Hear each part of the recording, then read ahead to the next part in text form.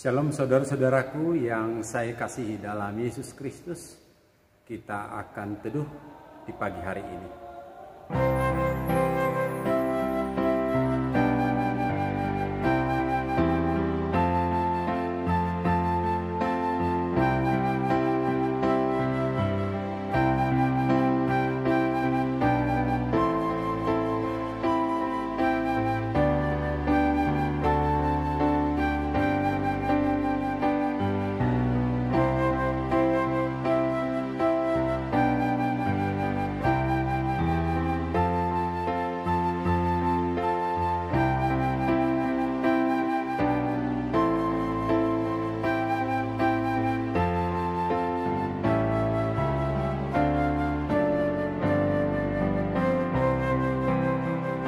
Saya ajak kita berdoa.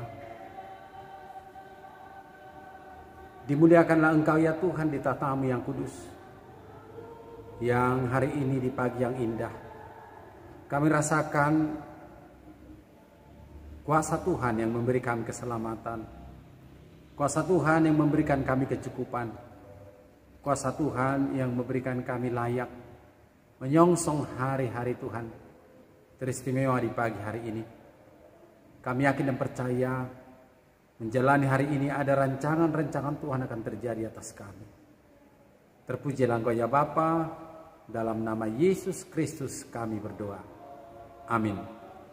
Saudaraku yang saya kasihi, dalam Yesus Kristus juru selamat kita, firman Tuhan akan menyapa kita di pagi ini.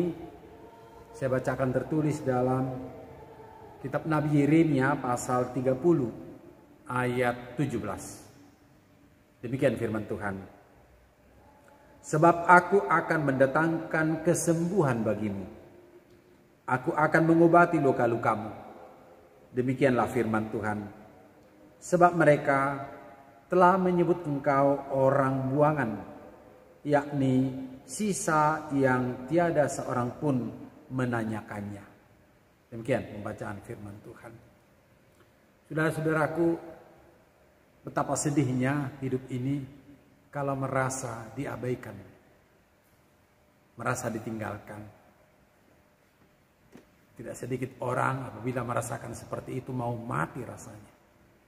Sangat sedih. Seseorang pun bisa sampai meneteskan air mata. Manakala kehidupan yang seolah-olah ditinggalkan oleh Tuhan terjadi dalam kehidupan bangsa umatnya pada masa perjanjian lama, maka kesedihan meliputi mereka, kesusahan. Sesungguhnya hal itu terjadi justru karena dosa, karena kesalahan, karena kelalaian, karena pemberontakan kepada Tuhan. Namun hari ini firman-Nya, aku akan mendatangkan kesembuhan bagimu.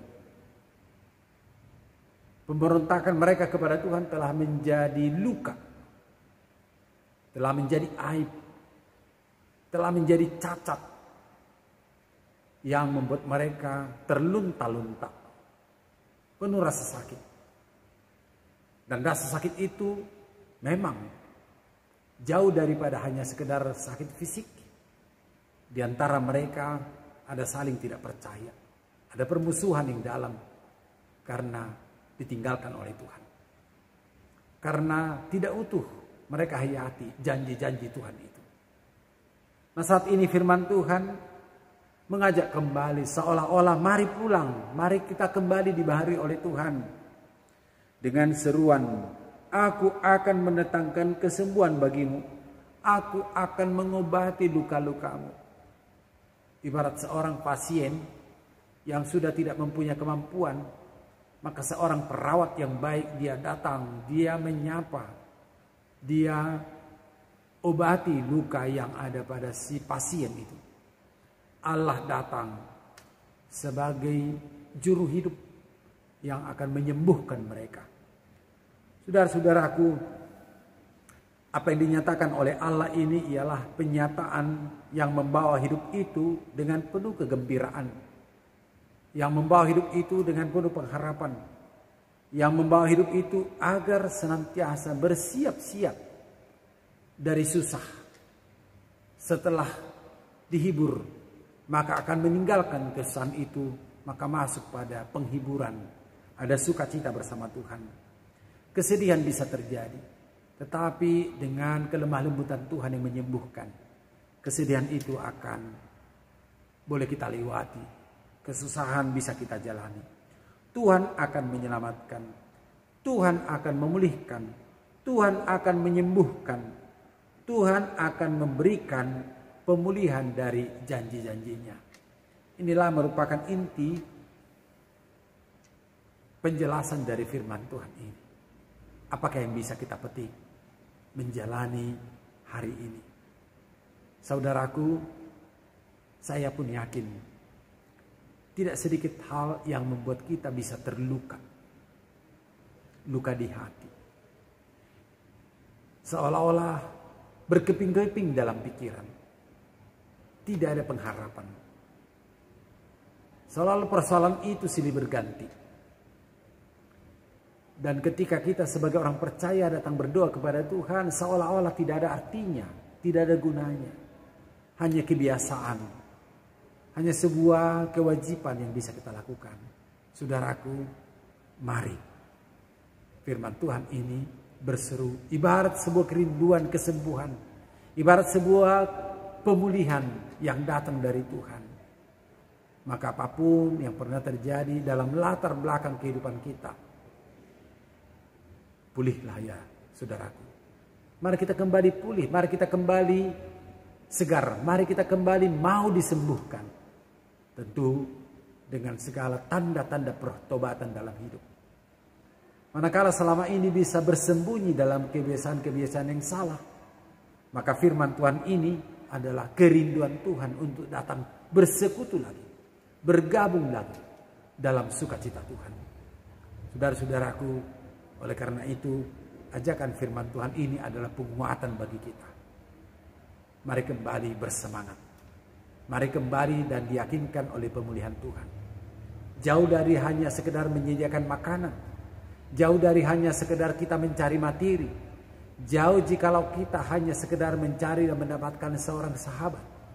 Tetapi Tuhan merencanakan pemulihan atas hidup kita. Dia datang merintis kehidupan kita kembali. Dia datang berinisiatif memberikan kita motivasi dalam hidup.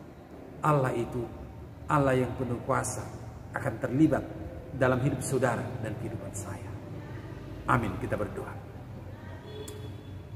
Ya Tuhan Allah Bapa dalam surga, Engkau mengajak kami lewat nyanyian agar kami kudus, suci, suci. Sebab hari-hari Tuhan, anugerah Tuhan datang dan bersumber dari tahta kesucian kekudusan Tuhan.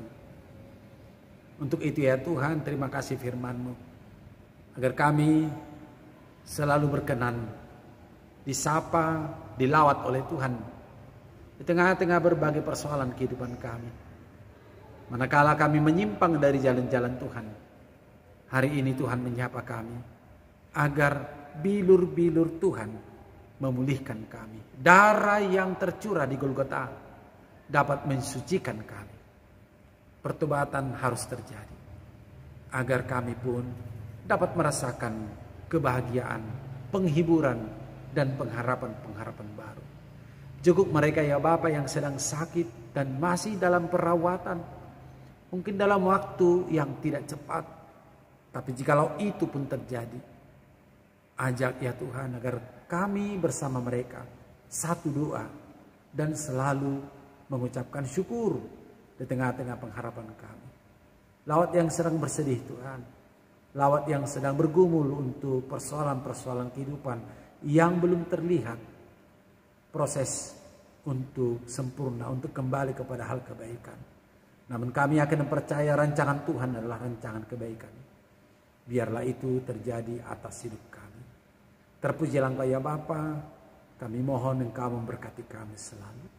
Anugerah daripada Allah Bapa kita, pengasihan dari anaknya Yesus Kristus, dan persekutuan dengan Roh Kudus, biarlah senantiasa memberkati.